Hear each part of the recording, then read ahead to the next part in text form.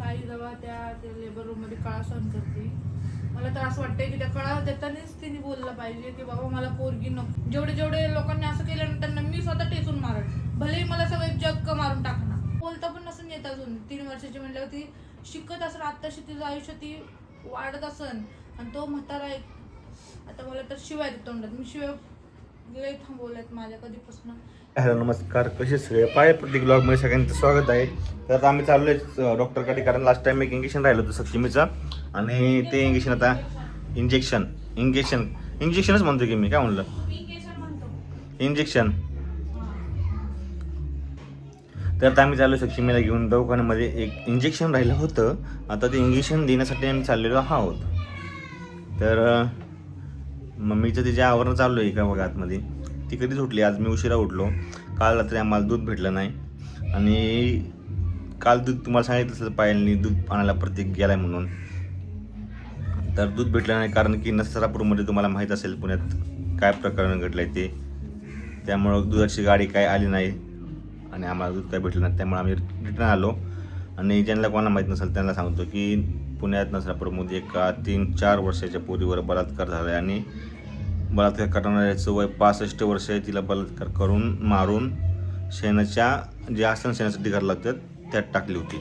एवढं घाण प्रकरण रात्रभर गाजते. अजून ते प्रकरण तापले, वातावरण ते सगळं तापलेलं आहे. अख्खा सातारा रोड जाम केलेला आहे, त्यामुळे दुधाची गाडी काय आली नाही. तिथून आम्ही रिटर्न परत घरी आलो. असं प्रकरण झालं आहे नसरापुरात, असं म्हणजे आमच्या गावाच्या साईडला झालं तिकडं. आता काय प्रकरण पुढं आरोपीला अटक केलेलं आहे, पण खूप डेंजर प्रकरण झालेलं आहे. तर कायद्यानुसार जे होईल ते होईल, असे ते आता ते कायद्यावर अवलंबून आहे. ते कायद्यावर तिथल्या पोलिसांवर अवलंबून आहे, त्यावर काही कळवणं लागतं काय नाही. कारण की मी काल रात्रभर घरी आल्यापासून न्यूज बघतो, तर काय लोकांनी तिथल्या गावकरच्या लोकांनी असं म्हणत होती की त्यांनी आधी त्या माणसाने त्याच्या पुतणीवर, भावाच्या पुरीवर 4-5 वर्षावर पुरीवर बलात्कार केला होता आधी. एरवाडा जेलमध्ये जाऊन आला आहे. त्यांचं असं म्हणणे की हा असा माणूस आहे, त्याला पोलिसांनी सोडला का ही पोलिसांची चूक आहे म्हणून. तर असा विषय. आता आम्ही जातो आणि आम्हाला तास दुपार होईल यायला. मागं दूध पप्पांनी दुसरीकडे दूध घेऊन आले सकाळी जाऊन, कारण माल बनवणं गरजेचं आहे. गेला 1 आठवडा झाला आमचा बिझनेस जरा वर खाली चालला आहे. माल व्यवस्थित बनत नाही आहे, लाईट सारखी जाते तुम्हाला माहिती आहे, आणि गरमीमुळे जरा प्रॉब्लेम येतो आहे. तर आज मला बनवते जरा ताक जरा हे नाही आहे. आणि 30 तारखेपर्यंत कसं होतं, सगळे लोक गावाला गेली होती. 1-2 तारखेपर्यंत सगळे लोक गावाला गेली होती. आता 1-2 तारखेला रिझल्ट आहेत. रिझल्टमुळे सगळे पुण्यात येतील आपापल्या गावावरून रिझल्टसाठी, आणि मग परत पुन्हा रुटीन सुरू होईल व्यवस्थित. बघूया आपण कसं जातं हा महिना मेचा. आणि गरमी खूप वाढले. मागचा एप्रिलचा महिन्यात एवढा घाण गेला, आता मेच्या महिन्यात काय होते काय समजत नाही. हे बघा पायलची मम्मी सक्षमीची मम्मी. झालं तर आमचं आवरून आता आम्ही निघतो डायरेक्ट. काय म्हणते? काय नाही म्हणत, पण मी तर रडायचीच बाकी आहे. का? कसं तरी वाटते. एक आई जेव्हा त्या लेबर रूम मध्ये कळा सहन करते, मला तर असं वाटतंय की त्या कळा देतानाच तिने बोललं पाहिजे की बाबा मला पोरगी नको, मला पोरगच होऊन दे. कारण की ह्या जगामध्ये आता जे चाललंय ते वातावरण चांगलं नाही. पोरग झालं ना, पोरग रेपिस्ट झाल्यावर हो होऊन दे ना, ते जेलमध्ये जाऊन परत येते 4 वर्षांनी. दुसऱ्याच्या पुरीचं आयुष्य बरोबर नाही तेच करत. सांगते ना मग तुला, कायदा काय कामाचा आहे हा, की जर माणूस जेलमध्ये गेलं तर ते फक्त 4-5 वर्ष तिथं राहून जेलमधून फिरून खाऊन पिऊन राईश करून बाहेर येते ना. पण ती जी पोरगी त्या माणसाने दगडाने टेचून तिला मारलं, तसंच त्या माणसाला दगडाने टेचून मारायचं ना. असा कायदा पाहिजे. 1 दिवसासाठी माझ्या हातात कायदा दिला पाहिजे. जेवढे जेवढे लोकांनी असं केलं ना त्यांना मी स्वतः टेचून मारण, भलेही मला सगळे जग मारून टाकणार, पण मी त्यांना मारून टाकत. दुसऱ्या दिवशी वाटलं तर मला मारा, पण मला 1 दिवस तो कायदा हातात द्या. असं झालंय मला आता. कधीपासून मला असं झालंय ना की मी काय करू काय नाही झाले. बेचैन झाले, माझं मन लय बेचैन झाले आणि लय वाईट वाटतंय. जेव्हापासून ते ऐकले ना वाईट वाटते, वाईट. कारण बघ ना, आपण सक्षमीला 1 इंजेक्शन टोचलं, तिचं रक्त काढत होते हातातून. जेव्हा मी ऍडमिट होते ना, तिचं रक्त घेत होते ना टेस्टसाठी. तिला दुखत होतं तर मी तिथं रडत होते बरं का. मला दुखत होतं. डॉक्टर मला म्हणले आप बाहेर जाऊ दे, आप कितना रो रहे हो. म्हणजे एका आईला जेवढं दुःख होतं त्या बाळाला बघून, त्या पोरीला बघून रडताना. विचार करा त्या आईची कंडिशन कशी झाली असेल. ती बाई तर पागल झाली असेल, तिची मेंटल स्थिती नसेल जागेवरती. त्या बाळाला तिच्या दगडाने टेचून मारलं. काय त्या पोरीचा एवढ्या पोरीचा काय दोष होता? 3 वर्षाची होती ना? 3 वर्षाची होती की नाही? काय दोष होता त्या पोरीचा सांग ना. काय जग बघितलं होतं तिने?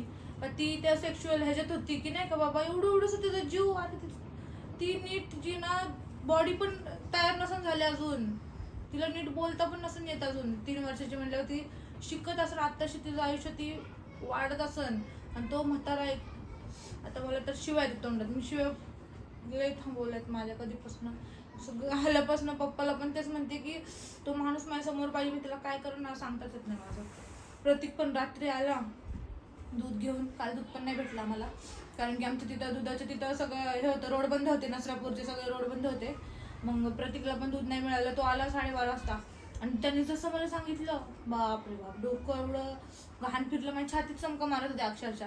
मी प्रतीकला बोलत होते, माझ्या छातीत चमका मारायला लागलं. मला असं नाही का एकदम काळजाचं पाणी कसं होतं तसं झालं मला. लय माझी मनस्थिती आता बेकार आहे. मला असं वाटतंय की मी जावं स्टेशनमध्ये, सगळ्यांना बोलावं की बाबा तुम्ही हा कायदा बदला, किंवा त्या जेलमध्ये.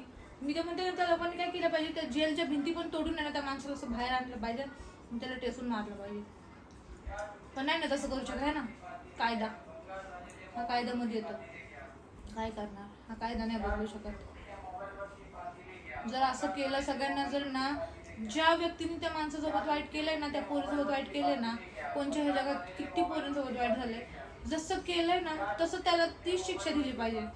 तसं ना त्याला जाळून भाजून चटके देऊन, मी तर म्हणते अंगावर शेकून त्याला पापडागत मारलं पाहिजे. इतकं वाईट त्याची अवस्था केली पाहिजे ना की दुसऱ्या माणसाचं हिंमत नाही झाली पाहिजे तशी करायची. पण नाही होऊ शकत तसं, है ना. कायद्याने चालायला लागतं. तो माणूस आहे ना, काही नाही होते बघा. तो माणूस जातो जेलमध्ये जाऊन तो माणूस खातो पितो ऐश करतो, सिगरेट ओढतो, सगळं आतमध्ये सगळ्या सोयी असतात. आता पण तो कायदा आहे, तो तिथं राहून माणूस वावरून वगैरे येतो मस्त. परत येतो बाहेर गेल्यावर असं वाटतं की अरे आपण तर मस्त ऐश करून आले, आपण डॉन असं फिलिंग येते. जेलमधून माणूस जे बाहेर येतो ना त्याला अशी फिलिंग येते आपण लय मोठं काम केलंय. मग तो परत ती चूक करतो. असं नाही झालं पाहिजे. तो माणूस जेलमध्ये गेलाच नाही पाहिजे, त्याला बाहेरच मारलं पाहिजे. माझी आज पोरगी आहे ना म्हणून मी एवढं बोलते. खरं मला इतकं वाईट वाटतंय ना आज, मी सांगू पण नाही शकत. आणि मी खरं सांगते तुम्हाला, आमच्या फॅमिलीमधले जेवढे आमचे मेंबर्स आहेत ना, त्यांच्या व्यतिरिक्त माझ्या बाळाला मी कोणाच्याच हातात देऊ शकत नाही. माझा विश्वास पण नाही बसणार की आता मी ह्याला देऊ का त्याला देऊ, असं माझा विश्वास बसल नाही बसणार. कारण की तो माणूस तिच्या आजोबाच्या वयाचा होता.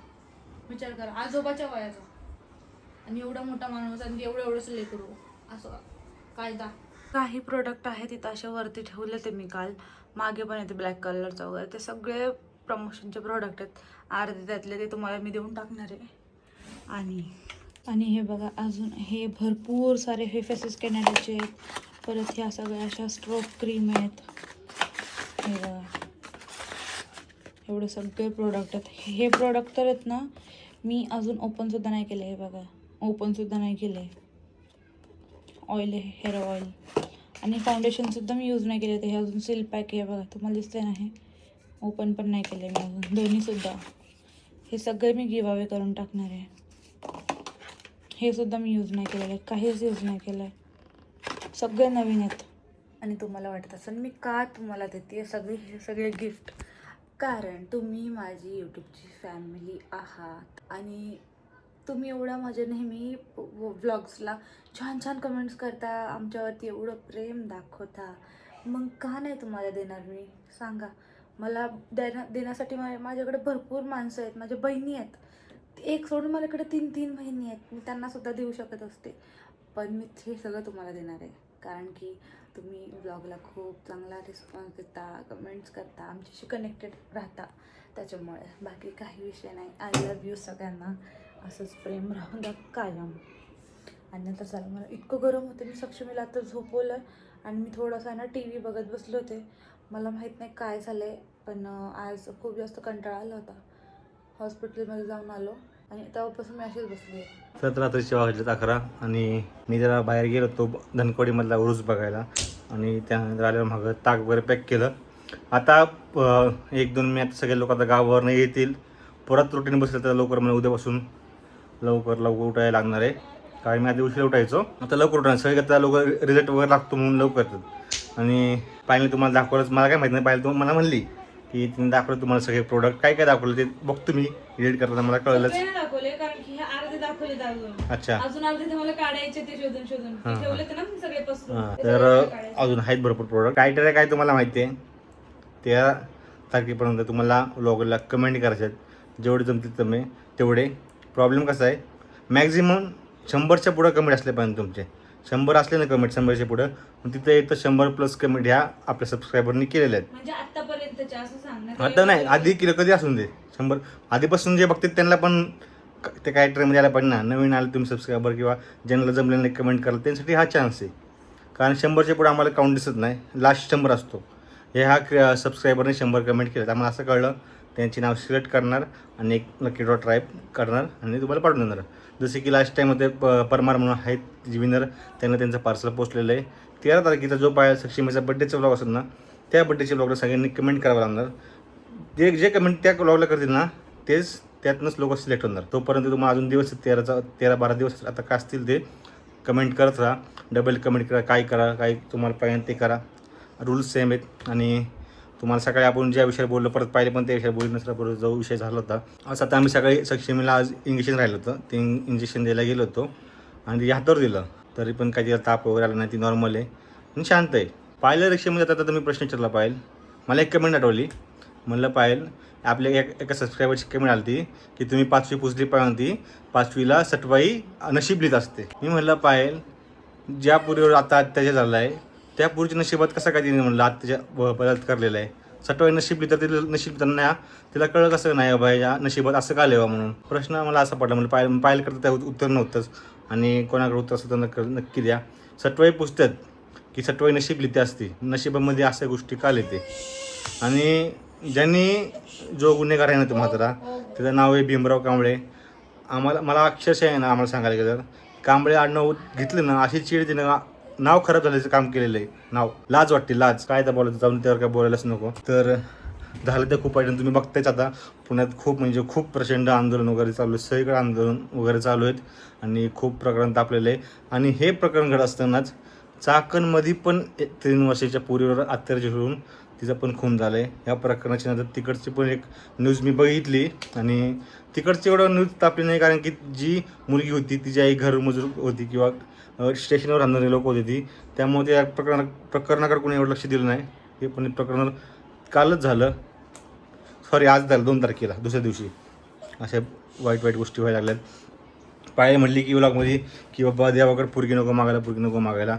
मी म्हटलं तिला दुपारी तुम्ही व्लॉगमध्ये यायचं म्हणलं ऐकलं. मी असं का म्हटलं की पोरगी म्हणजे लेबर रूम मध्ये त्या कळा देतानाच बाई म्हणली पाहिजे बाबा नको मला पोरगी आहे, सगळ्यात जगात असं होतंय. हेच ना, कारण की आपल्याकडे तसं कडक कायदा नाही रे, ते बोलले. मुलगी नको मी त्याबद्दल म्हणते बाबा मुलगी नको. पण जर मुलगा जन्माला आला आणि मुलगा तसं निघला तर सांगता येत नाही बघ काय कोणाच्या नशिबात कसं काय असेल काय नाही सांगता येत नाही.